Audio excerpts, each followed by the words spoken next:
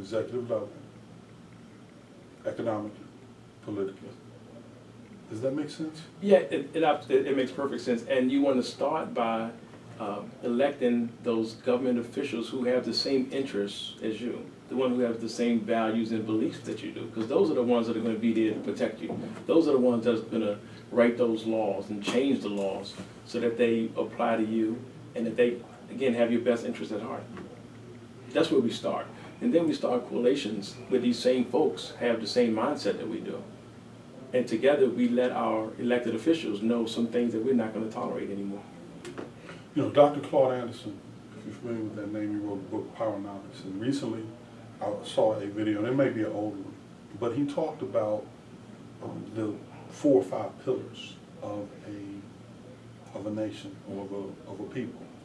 And he said the first pillar is economics, and that a people spend money within itself and uses that money to advance its interests. Yes. He said the second pillar is what you mentioned earlier in terms of elected officials. And he said voting is great, marching is whatever. He said, but elected officials are financed, essentially, by groups of people who put money up to help them get elected. And that in most cases, and in every case, in human nature, that which is invested the most in you gets the most attention. Yes. You know, the squeaky wheel or whatever gets the most oil. Squeaky wheel gets the oil. Right. So if you're running for office, and I put together a body of people, and we invest in your campaign, and we help you to win as a result of that, then I have an open door more often than not to come back to you and say, hey, I have some issues, some concerns, I have some things I'd like to see happen. But I've already made the investment in you. And black folks traditionally don't invest their money in political races to the extent that we have enough influence over the elected officials once we elect them. And then he mentioned real quick, the last part was that the elected officials affect the legislation, which affects the police and the courts. Yes. And then after that, he said the final part of it is the media, so that we're able to communicate and we're able to promote that which we need to do. So in terms of the elected officials and what we need to do from a representation standpoint, we're not taught that in school. We're not taught that in our homes, how to participate in a political process with some effectiveness. From your standpoint and your doctor, are there 2 or 3 different strategies that you can think of that we can get involved in as a group of people in a particular community or a race that can give us a more effective voice with those elected officials? You want to go first? I think the main thing is that, hi. The main thing is hi. Everybody said hi. I just got surprised with my sister coming into the studio tonight. My sister coming into the studio. Look, we're going to put you on the spot. You want to come over here and get a mic. Come on. But I won't be afraid. You know what? Maybe we should take the break first, and then we can reconfigure all the cameras so you can let me know. Okay, so after the break, we'll have you so you can join in on our conversations. But 2 or 3 things that you think we can do. I think the first thing is that we have to offer solutions. I think that for so long, you know, we've marched, we've, you know, held rallies, we've held protests, but we're not saying what it is we want. And so it's almost like a child having a temper tantrum. We fuss, we cry, and then when we get our parents' attention, we looking like, duh. So, you know, it's like when we continuously, you know, we go through the motions of the protest and you know, telling out officials, well, this isn't right, you know, and we're sick of this and we're sick of that, but we don't come to the table with solutions. I think that's our #1 downfall. Duly noted. Yeah, and also folks have a tendency to complain about laws, and they want to argue and fight with the police on the street. You can't win those battles at all. So if there are laws that you don't like, you need to petition your elected official and have those laws changed. As long as those laws are on the book, and if you don't like them, they're going to still use those laws against you. So again, that's why it's important to elect an official that has the same interests and values that you have. So that brings me to another point, Mhm. and I've heard you say this twice already, that we should challenge our elected officials. Yes. Is it that we don't know that we can challenge our elected officials? Because most of the times, people don't even know who their elected officials are in their districts. So is it a lack of knowledge? I mean, what? I'll take this one. Take the first part. I'll take the first part. My bad. Well, some people, we have a tendency to talk amongst each other as opposed to talking to those elected officials. It's not always about challenging them. Sometimes just let them know what you want. And you mentioned earlier some solutions. Just go to them with some solutions. You in the beginning, you voice the problem, but you give them some solutions. If you don't come to the table with a solution, you're still part of the problem. And those elected officials are there for you. They represent you. They have the same interests that you do. If it's something that's upsetting you, it's also upsetting them. And it's not just because they want to get elected, they want to be there next term, but they really are there for the people and use them the way that you're supposed to. I think our community has a warped view of our governmental structure, period, as far as it pertains to our elected officials. Because, you know, I'm thinking now in generational terms. When you think about the different generations, so your baby boomers, your Generation X, your millennials, we have a different view. You know, starting with the baby boomers, you know, they just kind of dealt with everything, and you know, but they not gonna listen to us no way. So you know, we'll just kind of bear it and get through it. You know, then you had the Generation X. Half of them are feisty, half of them gonna fight, half of them are like kind of straddling the fence, and you know, well, maybe we should, maybe we don't. Our vote don't count; it don't mean nothing. So we're not gonna take, you know, advantage of our privilege to vote, even though we still fighting to have the ability to vote. And then you have the millennials who just like, you know, we ain't having this. Y'all going to do something, but all generations need to come together and realize, number one, understand that we do have a voice. And if we come together collectively with our voice, then we probably can get something done. Well, they'll definitely have to listen to you. You come together, you come as a group, they have no choice but to listen to you. You know, and that becomes part of the question. You know, what is it that keeps, and we've been having this conversation for 40 years, what is it that keeps us from being able to come together collectively? And then I go back to, well, look at us in our communities, look at us in our schools, look at us in our homes. And we're having trouble staying together collectively when it's just 3 of us, let alone being able to stay collectively when it's 300, 3,000, 30,000, 300,000. So so first off is we have not, I deposit this.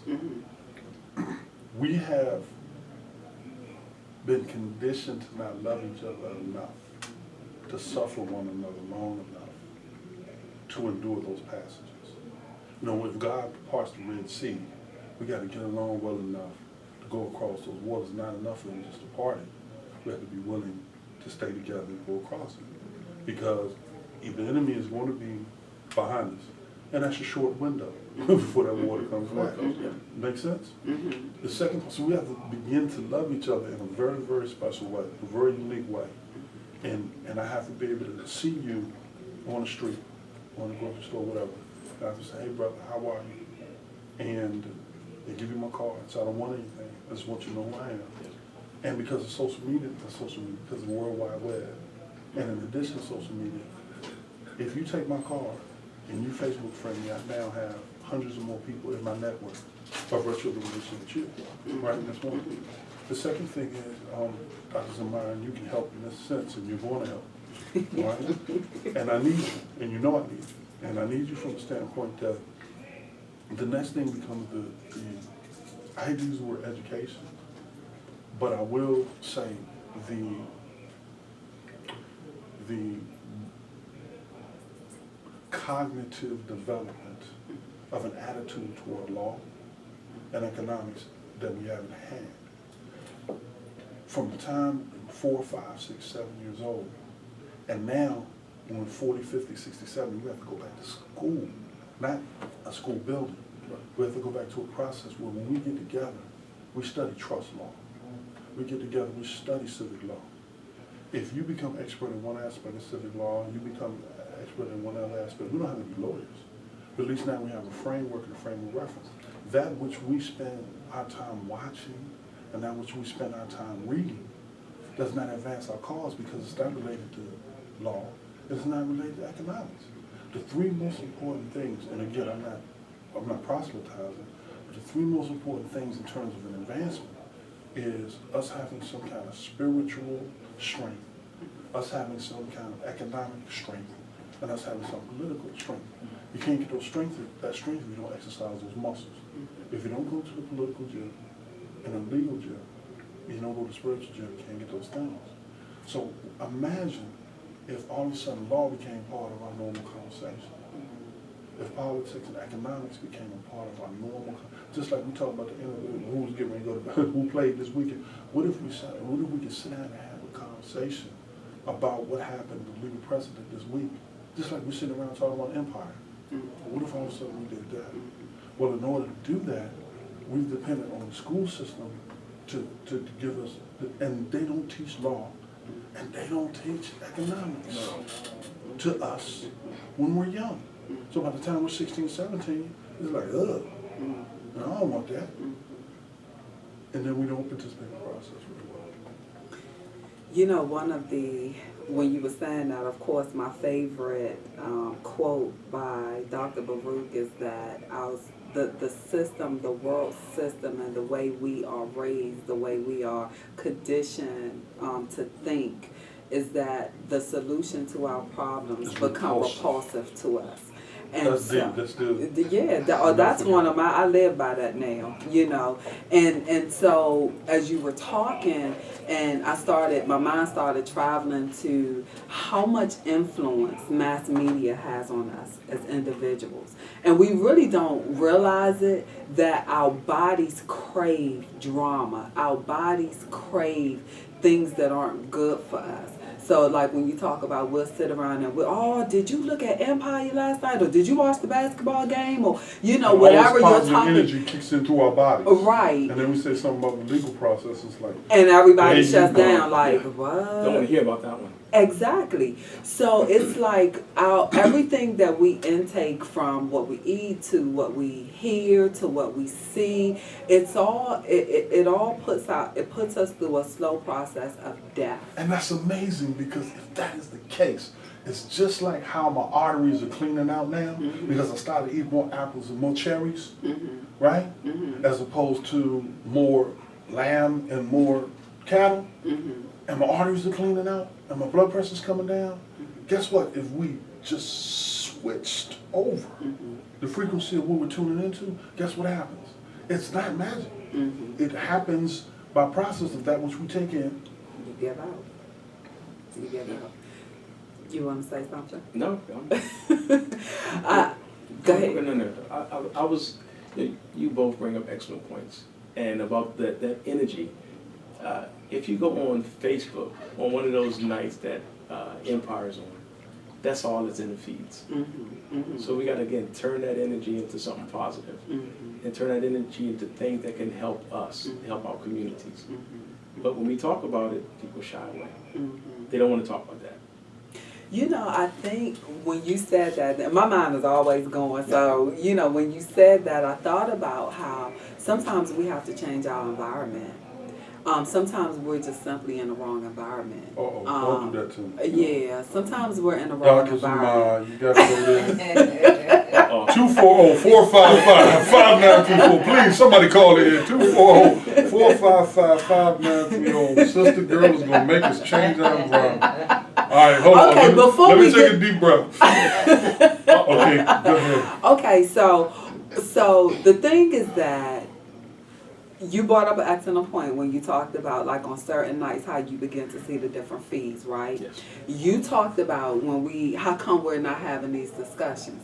Maybe we're in the wrong circle. Because in order for us to become what we want, because change starts with us, right? You have to become the change that you want to see. So if we are connected with people who don't care about the health of our communities, the health of our economic situation, the health of our political situation, and all they have on their mind is things that don't contribute to our advancement. Like, okay, if I'm gonna give an hour of my time and I'm watching Empire this hour, the next hour I'm watching The Have and Have Nots, the next hour I'm watching